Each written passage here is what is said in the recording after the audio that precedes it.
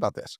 If you started college 4 or 5 years ago for a 4-year degree program, you either graduated a year or year and a half ago, or even now, and you did it in software engineering, Damn. you know what your job prospects are today? It used to be the best Zero. prospects. Used to be the best. You'd make 200K walking out of school. And now you can't find a job. If you're going to go to college, like, what is an AI proof business? And your parents, or if you are a parent thinking about it, well, is it AI proof to fly an airplane? Welcome to the Aviation Mentors Podcast, the podcast that takes your dreams of flight and turns it into reality. Sponsored by Strass Financial, financing your flight training. For pilots, by pilots. I'm Brandon Martini, a commercial pilot and flight instructor. And I'm Carson Vasquez, I'm a private pilot. Whether you're a seasoned pilot or beginner with dreams of flight, Aviation Mentors is your source for expert insights, industry trends, and inspiring stories. So fasten your seatbelts and prepare for this incredible journey through the skies. And stay connected with us on social media for exclusive content. And visit our website at www.aviationmentors.com and let us be your co-pilot on this adventure. Welcome back, everybody, to another awesome and, of course, amazing episode of the Aviation Mentors Podcast. Thank you so much for joining us. If you can't tell, we're in a very good mood today. We've literally been recording for 22 minutes prior to starting this. And The editor's cut for this episode is just amazing. I yeah, can tell you. it's got to be insane. We were having so much fun singing songs and doing a karaoke on camera. Hopefully, some of these clips you might be able to see, but only short ones. It was a blast today. Yes, We're glad we're doing this. Yeah, we have Tourette's, obviously, diarrhea of the mouth. And once one of us gets started with some tick or something, we just go off, and now it's 20 minutes later. Here we are. Exactly. Well, we are happy to be here today, and I am excited for a different reason. Guess what I get the keys to on Wednesday, Carson? Something pretty big. Big.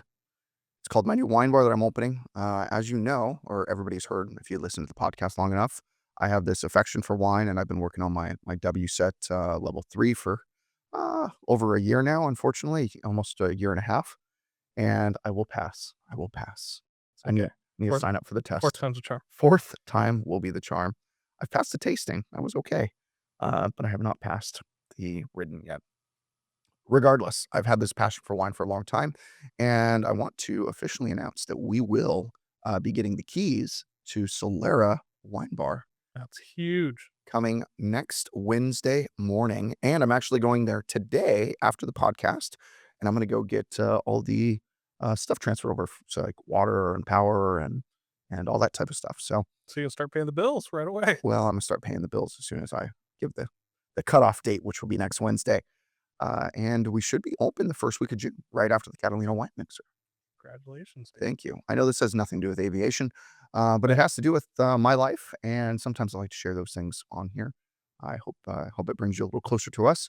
But if you ever want to come check it out, it will be called Solera, and it's in Seal Beach. And you go to Solera, sealbeach.com, SOLERA, sealbeach.com. And that's live right now. It's not the most pretty website. I had Claude Code do it, and I didn't even give it very much information, so I need to have it fixed a little bit more. But it looks Take a nice. look at on it? the phone. Yeah, you can fix it for me, Carson. Okay. Yeah. It just needs more data. It looks nice. I made a better version of your app. I don't think I ever told you. Yeah, right. Somebody go pull it. No, we'll look at it later. All right, well, let's get into the pilot stuff. That's the reason why we do this Aviation Mentors podcast. So we wanted to talk about quite a few different things today. Some of it has to do with the crisis going around in the world right now.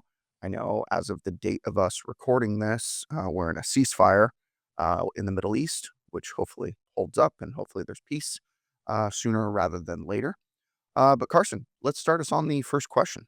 This is kind of my favorite one, and something that we've always been big proponents of. How do I network at my local airport without feeling like I'm intruding? And I totally understand this one, because when I started flying with Matt at Corona Airport, there was tons of people, tons of hangars. A lot of people would hang out there. One guy was living in this hangar. Yeah, that's And a that's a problem thing. sometimes, actually. But yeah, I can imagine. But what are you gonna do? But it's like, how do you know who to go talk to without knowing, hey, this is my home? You can't just go knock on his door and say, hey, come out, come talk. If the hangar's cracked, if the hangar's all the way open, are they just going to take their plane out? Are they doing a pre-flight? Am I bothering them? And a lot of student pilots just don't know when a good time is.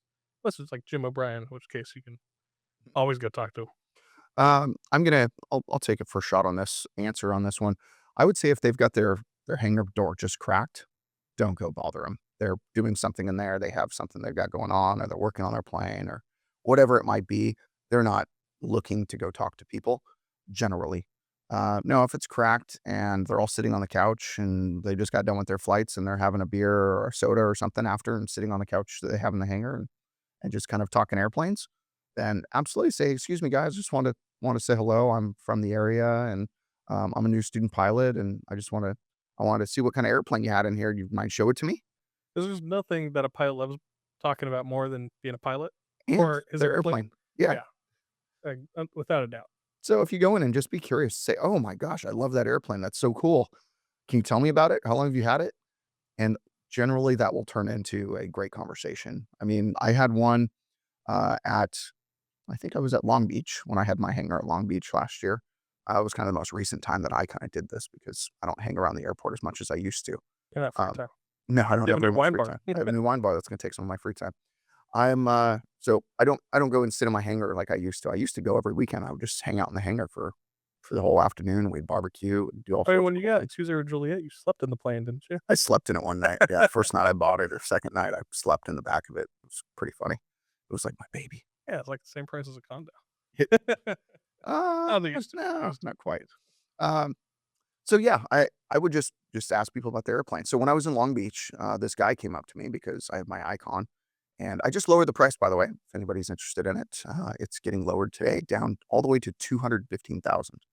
Um, I was kind of sad to do that, but I wasn't getting any serious offers at 225.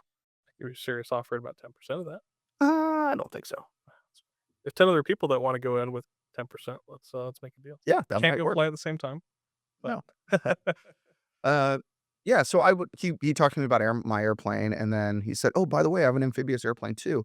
And then he brought me to his, and I saw his amphibious airplane, and it was a Lake something or another amphibious airplane, and it looked like it was kind of just put together, like with whatever spare parts he had. It didn't look very pretty, but he said it flies really well, and I heard him on frequency, and I knew he was flying that day, and the water was perfect, so I knew he was splashing around like I was. And there's not too many people that do amphibious flying. So I ended up talking about that. And then he brings me into his hangar and he had, I think it was like a beautiful Bonanza. Pretty sure it was a Bonanza, something like that. And then we just kind of shoot the talk for, I don't know, probably 30 or 45 minutes. And honestly, I didn't have time to talk. I needed to get in and get out. I just wanted to go flying that morning. But we ended up having a great time just chit chatting and made a new friend that way. yeah. And your local flight school has plenty of people to talk to, especially the student pilots. If you already are a private pilot or above, student pilots love talking about it. They're fresh, they're full of joy, and they're just waiting to learn. So spreading some knowledge if you have it as well, be on the other side of the equation is always a good thing. There's 95% of people in aviation love talking about it. You have 5% who are just a little stuck up. Absolutely. So avoid that 5. If you hit the 5%, just know that not everyone's like that, not even close. For sure. I'm gonna go with the next question, and I'm not going to go off our listener question list. I'm gonna shoot off the hip, if you will. How should I feel if my school starts charging a fuel surcharge? Well, the reason why I asked this question, and I wanted to bring it up today, I think it's very, very important. And every school right now, most, not going to say every, but almost all schools are charging a fuel surcharge, and it's bigger fuel surcharge than I've ever seen before. So if you're a new pilot, there are two different types of basically rentals or leases on aircraft, and there's a wet lease and a dry lease. Dry lease includes no fuel, so you fill it up when you're done for the day, and you just fill it back up to the top, or you come up with some way to calculate how much fuel was used, and you pay for that fuel to somebody else, whatever it might be. And then there is a wet rate, which I'd say 99% of flight schools charge a wet rate. That means it includes fuel and oil and consumables and all that other stuff too. But when gas prices fluctuate drastically or they go up a lot, there's two things you can do. You can either raise the price of the airplane per hour, but that doesn't sound very conducive when everybody is keeping their rates low because there's competition in your market, right? So sometimes you want to raise your rates a little bit, but if you raise them too much, then people are just going to go elsewhere. Or you could raise them a little bit and do a small fuel surcharge, or you can not raise them at all and do a larger fuel surcharge. And most people are doing the latter, especially right now, because they're expecting fuel to go back to normal pricing. Now, when there's like a new gas tax or something in California, we have $2 more in gas tax per gallon than I think any other state in the US, or at least most other states. I'm not going to give absolutes here on the podcast. And that's for cars. And we also have high taxes on all types of fuel, so including aviation fuel. So typically we're going to be more expensive in general. But there's only one way to combat when prices skyrocket, when we're in the middle of a war that causes a global fuel crisis, and that's to raise the rates. So I give all that context for one reason. How should you feel about that? You should not be happy about it, but it's not No, flight school's not the fault. flight school's fault. It's just what it cost.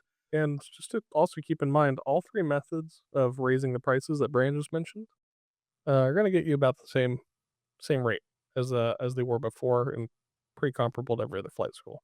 Yeah, Right, it's their just operating costs aren't changing. yeah, at least not drastically. The operating cost to operate the airplane is changing, and that's fuel. So I've seen fuel surcharges skyrocket. Now, you can kind of back test this a little bit. Think about it. If you are burning around 8 gallons an hour in a Cessna 172, and you know that gas has went up a dollar per gallon, it's really gone up, I think, like $2 per gallon. So let's just say $2 per gallon. You can say, okay, a fuel surcharge of $16 to $20 sounds about right, especially because that's really a consumable surcharge, by the way, not just fuel. So oil's probably going to do about the same. I don't know. Let's just say that's another $10 every 10 hours. So that's $1 an hour. So I would say $16 to $20 fuel surcharge per hour is appropriate in today's climate. I agree. Wouldn't you agree? Now, if they're charging shakes out. $50, they might be That's sketchy. screwing you a little bit. That's shady. And you should ask them how it got calculated. Yeah, I mean, if you're flying a multi-engine, obviously that That's math doubles. doubles. Yeah. If you're flying, high performance, I could see it being a little bit more. But most schools are just going to charge a flat rate for the surcharge. Yeah. And you're going to notice if you've been flying long enough, all the prices on all the airplanes have started going up drastically. And it's not just because of the fuel and oil. That's stayed fairly constant. I mean, it's gone up with inflation. It stayed fairly constant. But the real problem and the reason why it's gotten more and more expensive to flight train just in the past 5 years is parts have doubled in price, 50 to 100% increases on parts. Is that what you're seeing in Kavu? Yeah, definitely at Cavu, and I saw it at NextGen prior to selling. They were skyrocketing, and now they're incredibly expensive. Why do you think that is? Rarity? No, I think that a lot of things never caught up post-COVID that were getting built prior, and it now costs more money across the world. Think about it. When we were in COVID, we injected so much money into the economies of the world. If you inject that much cash, what's going to happen? Everything's going to go up in price because you're going to Brings it start back. paying people more. And when you pay people more, then you have to raise your prices. And then when you raise your prices, it all breaks. The more you raise stuff, the faster inflation goes. So it's a balancing act, and that's why the dollar will devalue. But that's a whole nother conversation. You work in finance or something? So yeah, so that's the reason why if your school now has a fuel surcharge, should you be okay with it? The answer is yes. Be okay with it. I know it sucks.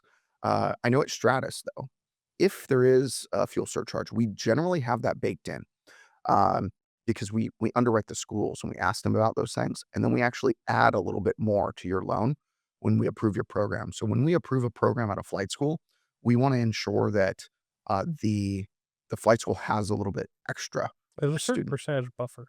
Yeah, and it depends on every school and depends how many flight hours is a calculation we use.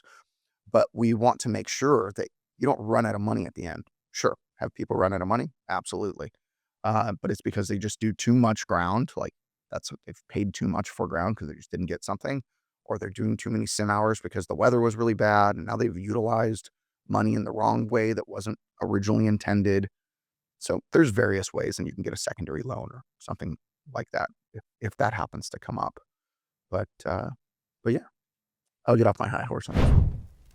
You know what time it is, Carson? Time's up, Brandon. It's time to talk about one of our favorite companies. Which company would that be? Aviation Mentors is excited to be sponsored by the one and only Stratus Financial, dedicated to supporting the next generation of future aviators. You know, Stratus Financial really understands the financial challenges that students face in pursuing their aviation dreams. That's why they offer student loans specifically tailored to aspiring pilots. With competitive rates and flexible repayment plans, Stratus Financial helps take your aviation education to new heights. So go visit their website today at www.stratus.finance. Just to be clear, that is not .com, it's .finance. And embark on your journey towards a sky full of possibilities. Carson, it's time to get back to what we do best. The show. The show. I have another question that I thought was really interesting. How do I really handle the guilt of spending so much money on flight training? It's funny That's that you something saw. It's funny that you saw that question, and I just like eyeballed it right away, and I was like, "Oh, this is a great question." Yeah, because it's something I had to deal with, right? I put a little bit on credit cards, ended up paying them off, but I carried that for a little bit too, just trying to finish it. Because right at the end, that's where it gets expensive for I put everybody. everything on credit cards. Everything. Everything? I had no money when I started learning how to fly. It's expensive. Yeah, I maxed out all my credit cards just to get my private. How long did it take? 80 hours? Or did you have low limits? 41 hours. Oh, And yes, I had low limits. I was younger. I know. It's a little different when you're But it only cost me like $7,000. okay. That's a little different. Some people are going into this and thinking I can put it all on credit card and get a lower rate or pay it off quicker than a loan. Sometimes Sometimes you can, but I'm not sure how many people have a credit limit of $85,000. $85,000 or the ability to pay it off so many times over. So what do you think the difference is between a loan and credit card for flight training? Not just to pitch Stratus, but I mean just in general, the finances of it. What have you thought about it I mean, credit cards have 25 to 35% rates right now? right now. And what is a loan? Alone, there's step ups, and generally you start around 13. It can get as high as 23 if you don't have great credit or no co-borrow and things, but generally it's like 15 to 18%. And I know that sounds really high to everybody because everyone's used to what a mortgage looks like, right? A mortgage is 6% right now. And if you got a mortgage back 10 years ago, it was 2.5% or 3%. So when you think about those other rates, you're not remembering that you had to put a bunch of money down with a flight school loan. You have to put $0 down. And then also on like a house where you have a lower rate, that 6% rate or so, guess what? They have an asset that they could take from you. Yeah. Like you can't take somebody's brain away from them if they default. You can just go after them like for the money Yeah, and like send them it's a to little collections and stuff. So there's, But on the student side, how do you frame it to yourself or your parents or others that I want to go to flight training, spend 15 to 20,000 on a private, and then 85,000 to up to 150,000 depending on where they're at. I mean, I'm an untraditional thinker. I told my son he does not have to go to college if he doesn't want to, but he has to do something with his life. He either has to work, he has to build a business, he has to do something if he wants to live under my roof when he gets out of high school, right? There's no just freeloading off of dad.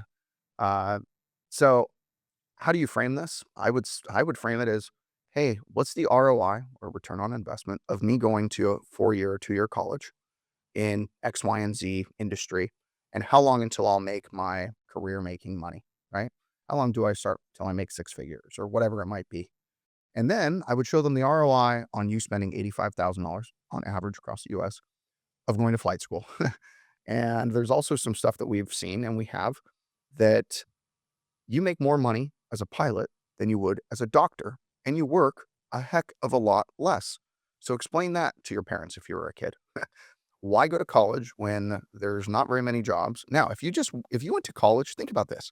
If you started college 4 or 5 years ago for a 4-year degree program, you either graduated a year or year and a half ago, or even now, and you did it in software engineering, Damn. you know what your job prospects are today? It used to be Zero. best prospects. Used to be the best. You'd make $200K walking out of school. And now you can't find a job. It's not going to happen. There's no need for you because the Programmers that are already out there can use Claude and do 10x or 50x what they used to be able to do in a day. It's unbelievable.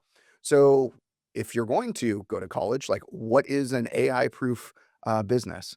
And your parents, or if you are a parent thinking about it, well, is it AI proof to fly an airplane? And my answer back is planes have been able to automatically fly and land for, I don't know, 40 years. 40 years. Why are pilots still needed and wanted? There's a reason for that. It's not like a car. And a car, you have one person that can just take over still. Okay. Except for in like a Waymo or something like that. But those are like trained on exact streets and where cars are parked for like And even then, they have a millions of backup. hours. And still they have a backup person that can take control of the car somewhere else. So the question would be, would you get into a plane with no pilots in the front, first off? Generally, the answer is going to be no. Because Hell, if you remote control the airplane, then somebody could probably hack it somehow and take over controlling the airplane. Do you want that to happen? I don't. hell no. Hell no. Outside of that, they would have to reconfigure all the current aircraft that are on the market right now flying. They would have to get certified. Even to put into single pilot operations, they'd have to recertify all these aircraft. And that's not going to happen anytime soon. So if it was going to happen, let's just say they brought a plane out, they started designing it today, and they want to certify it. And I don't know the exact number of years, but I'm guessing it's somewhere around 5 years to start with a fresh new plane and then try to go get it certified. So in 5 years, they'll get it certified, and then another 2 or 3, they'll start getting them built. So there's 7 or 8 years if they started today to get to single pilot operations. Okay. Now, if they wanted to go zero pilot operations, they'd have to do that also. But the problem is, nobody in this country, almost nobody, see, there I am again trying to make sure it's not everybody. I would almost say nobody in this country wants to get into an airplane with zero pilots in it. Zero. Just a computer flying it around. Oh, I remember the feedback on Teslas when they started doing the assisted self-driving. And everyone was like, "What the hell? This thing can drive itself? That's insane. I would never." Now they're everywhere and widespread. They still have a human behind the wheel though. And same thing with Waymo. It was all this hate against Waymo, and now people are slowly acclimating to it. But there's still a lot of people that would Who never get into Waymo refuse? ever. I still talk to a lot of people that refuse to use the self-driving feature on a Tesla. That's wild, isn't it? Yeah, it's not gonna- People of a certain generation refuse to use that. They don't trust it. They don't believe in it. Yeah, and then you have every pilot in the world who is ready and willing to go and fly a big plane. It just there's a job market full of skilled people able to continue doing it for a hell of a lot cheaper than replacing their entire fleet. I and I didn't even talk about pilot unions. They have contracts. Oh, You yeah. think the pilot unions are going to allow Even single pilot? even single pilot? Pilot unions aren't going to allow that. No. No. So yes, you need to go find. I know we went on a whole tangent, but it was for a good point. There's no reason to go to a 4-year diversity university anymore. There's really no reason. I mean, I'm sure there's some things you need to do if you want to be a lawyer, if you want to be a doctor. But guess what? I guarantee robots are going to be doing our surgeries in the future. Yeah, It's just Anthropic put out a really good graph showing where with AI right now it's intruding into industries and starting to displace jobs and where they foresee it going. And that's knowing all their future developments they have planned or working on too. And Mhm. there's a whole sector of safe jobs that blue collar work, service industries, and I think gold collar. Yeah. I mean, they said lawyers and doctors. Software engineers were number one. They're already gone. So software engineers, lawyers, and doctors were like on the top 5 Of the chopping board of the chopping Yeah. board that AI will replace. You know what wasn't on there, Carson? podcast, please. I'm sure that one is on there. Pilots. Pilots was not Pilots on are that nowhere on list. that list. Pilots are nowhere on the list. And And it's just something that people are not going to adapt to fast enough. Society moves slow to adopt new features, and there's going to be so much pushback. Like Brand said, the whole timeline just doesn't make sense. for anything that's going to affect your jobs. So, all right. Well, that's how you can deal with the guilt on spending too much money on flight If training. you want a safe career, that was the short Yeah. answer. Yeah, which is fantastic. So let's see, what will be the next one? Question is, how do you realistically fit flight training around shift work or irregular hours? And I also want to add just a regular 9 to 5 job. Where are you supposed to fit in flight training and all that? You're supposed to not have a family, don't have children, and just dedicate your entire life to flying And no other hobbies. and no other hobbies. Sleep less too. Yeah, and don't sleep. No, but that's what most people think you have to do. It That is not what you have to do. And it's not the only option. Neither is only flying on weekends, by the way. Although that is a good option that I recommend. A lot of people that are working, have families, sports for their kids all day during the week, is flying on weekends. And they say, okay, but so is everyone else that's flying on weekends. And I would argue that's not true. I think planes are more available on the weekends than the weekdays. I agree. And I never understood how it worked until I started my flight training and really got deep into it. So on weekends, everyone loves to fly. Everyone with a plane that they own loves to fly. It's perfect. Call them weekend warriors, and they love it. And for some reason, there's so many more planes available on the weekend. And the best way to get onto those planes, especially when they're getting busy, especially during the summer, because everyone's off and has time and wants to go fly in the pretty weather, is just book early. I always told people to book, 2-3 months in advance, and just book yourself out. If something doesn't work, give the flight school notification ahead of time and move it around. But then you're on the flight school more than 4 weeks out. There's a good shot you're the only person on the schedule. You're being responsible with it. You have any time slot you want. And the farther out you book, the better times you're going to get. Agreed. I would also say there you will. I was joking around by giving up everything in your life, obviously, but you will have to give up certain things. I mean, if the only days you can go do things are on Thursdays and Tuesdays after 5 p.m., well, you're going to have to wait until the sun stays out later because you can't just fly in the nighttime and train at nighttime. In the end of your training, you can do a little bit more of that, but in the Fun. beginning, you can't. It is fun to go night fly. I'm not a night current, by the way. I need to be. Yeah, I haven't flown night in over probably a year and a half. You want to go? I can go get current. I'll show you around. Yeah, thanks. So you can't do that too much. But you can fly early in the morning. That was something I did, and especially when you have an eager instructor too. Yeah, they Um, want those hours. They want the hours, and especially in the summer when it starts getting real hot, but the mornings are pretty tolerable. That's always a good time to go. I would go and fly because I was working at flight school at the time, and I started at 9 o'clock. So I would get in at 7 o'clock, fly from 7 to 8:45. Got in a good amount of time, and then I would go to work. Yeah, it would work out perfect. So that's worked for me. I mean, moving it back an hour if you have to commute as well, that's fine. But the morning is almost always available, and beautiful time to fly. It's some of the best time to fly, unless it's cloudy out or there's a marine layer or something like that, which kind of ruins it sometimes. But you're gonna have to deal with weather no matter what your entire flying career, so that doesn't matter that much. It's a hell of a lot better when you're instrument rated too.